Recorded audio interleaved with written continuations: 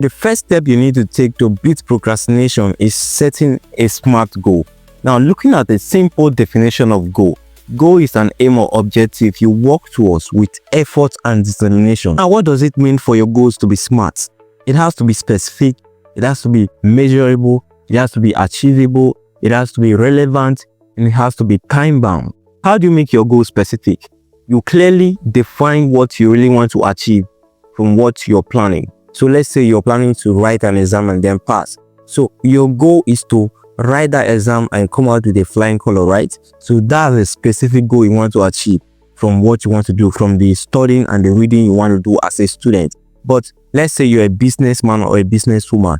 What you want to do is that you want to have more sales, right? That's your specific goal. So how do you make your goal measurable? You have to quantify your goals so that the process can be tracked, all right? So your working process towards achieving your goal can be tracked. So it has to be measurable.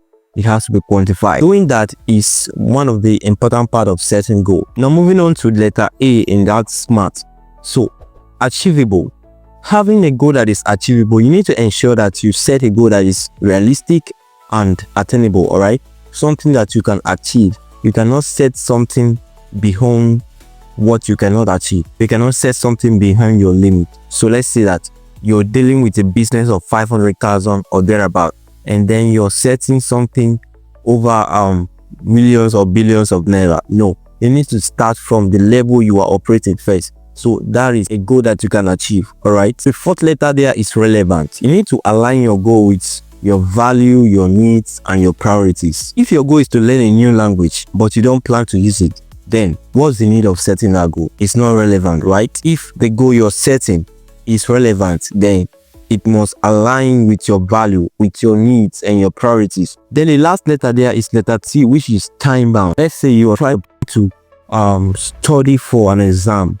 You're trying to study for an exam, or you have a particular test you want to write. So you're going to set a time for yourself from so hour to so hour. This is what I want to achieve. Or from this day, from Monday to Friday, this is what I want to achieve.